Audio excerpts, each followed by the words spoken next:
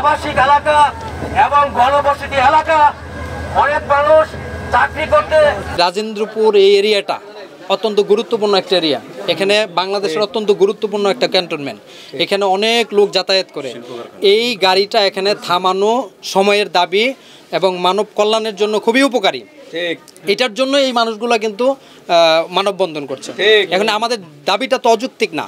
এই সরকার যারা আছে, রেলওয়ের কর্তৃপক্ষ যারা আছে, আমি মনে করি এই এলাকার মানুষের দাবির প্রতি শ্রদ্ধা জানিয়ে আমার মনে হয় দাবিটা মেনে নেওয়া উচিত। যদি মেনে না নেয় তাহলে এলাকাবাসী যদি বৃহত্তর কোনো কর্মসূচি দেয়, এটার জন্য গভর্নমেন্ট দায়ী থাকবে, এটার জন্য রেলওয়ে কর্তৃপক্ষ দায়ী থাকবে। এটা আমি এলাকাবাসীর দাবির সাথেও আমি নিজেও একমত। কারণ এটাই গাড়িটা এখানে থামলে এলাকার উন্নয়ন, লোকজনের উপকার হবে। সেই জন্য আমি আমিনুল ভাইকে বলেছি আপনি 5টা পর্যন্ত চেষ্টা করেন। তারপরেও যদি 5টার মধ্যে না হয়, যদি তারা বলে যে হ্যাঁ আমাদের প্রসেসিংয়ের ব্যাপার আছে, কালকে হবে, আমরা বলছি যে কালকে পর্যন্ত আমরা হয়তোবা দেখলাম। আমরা যে আন্দোলন করছি এটা শুধু আজকের আন্দোলন না, ইতিপূর্বে আমরা লিখিত স্মারকলিপি দিয়েছি, গণস্বাক্ষর কর্মসূচি আমরা জমা দিয়েছি, কিন্তু আমরা কোনো রেজাল্ট পাইনি। আমরা আজকে যে আমাদের মানববন্ধন কর্মসূচি ছিল, এটা আমরা সকাল 8:30 থেকে শুরু করেছি। আমাদের যে আপনারা দেখলেন যে আমরা ট্রেন এখানে স্টপেজ বাধ্যতামূলকভাবে দিয়েছি। এখানে আন্দোলনের যে যুক্তিকতা সেটা হচ্ছে আমাদের পার্শ্ববর্তী উপজেলা কাপাসিয়া উপজেলা, এখানে ট্রেনের কোনো সংযোগ নেই। আমাদের এখান থেকে পশ্চিম প্রান্তে যেটা গাজীপুর সদর উপজেলা, সেটার 3টা ইউনিয়ন বাউলগড়, পিরোজলে, মির্জাপুর এবং মাস্টারবাড়ি গাজীপুর সিটি কর্পোরেশনের আংশিক। এই দিক দিয়ে শ্রীপুরের দক্ষিণ অংশ অর্থাৎ রাজাবাড়ি, প্রহ্লাদপুর এবং গুরসিঙ্গা।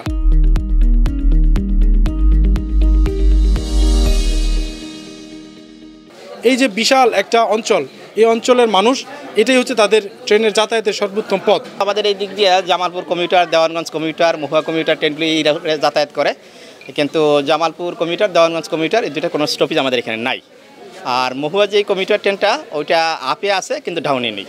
তো আমরা চাচ্ছি যে মহুয়া কমিউটারটা ডাউনে যেন স্টপেজ হয়, জামালপুর কমিউটার আপ ডাউন দুইটাই, দেওয়ানগঞ্জ আপ ডাউন দুটি। তারা আমাকে আগেই জানাচ্ছে, তো আপনি প্রশাসনিক জানেন, আমি সে মোতাবেক প্রশাসনিক মেসেজ দিছি এবং সেই নির্ধারিত তারিখ হলো আজকে 8 তারিখ রবিবার, এবং সকাল 8:30 থেকে যদিও সবাই জমায়েত হচ্ছে, কিন্তু 10:30টায় যখন জামালপুর কমিউটার ট্রেনটা আসে তখন তারা মানে গাড়িটাকে রোধ করে যে আমরা আমাদের দাবি না মানা পর্যন্ত এই গাড়ি আমরা যেতে দেবো না। এই কথাগুলা অনুযায়ী মনে করেন যে 2 ঘন্টা আমি প্রশাসনের সাথে কথা বলছি। তো এক পর্যায়ে গাড়ির যাত্রী এবং আমার এলাকাবাসী এদের মধ্যেও একটা উত্তেজনা ভাব। তারা বলতেছে গাড়িটা তাড়াতাড়ি ছাড়ো, আমরা কষ্ট পাচ্ছি। আর এলাকাবাসীর দাবি যে আমাদের দাবি না মানা পর্যন্ত আমরা গাড়ি ছাড়বো না। তো এক পর্যায়ে প্রশাসনের কথা বলতে শেষ পর্যন্ত এলাকাবাসীর সিদ্ধান্ত এইরকম দিল যে যাত্রীদের কষ্ট হচ্ছে, এখানে ছোট বাচ্চা আছে, অসুস্থ রুগী আছে, এদের উপর লক্ষ্য করে এলাকাবাসী বলল যে এখন এই গাড়িটা আপনারা চালান, তবে 5টায় যে আবার যে গাড়ি আছে সেই গাড়ি আমরা কিন্তু আবার অবরোধ করব প্রশাসন যদি সিদ্ধান্ত না দেয়। আমি সেই মোতাবেক আমি ঊর্ধ্বতন কর্মকর্তা বলছি, তো বললো যে ঠিক আছে, গাড়ি তো অভাব নাই, এটা পার করে তারপরে গাড়ি দরকার তারা দাঁড় করাবে।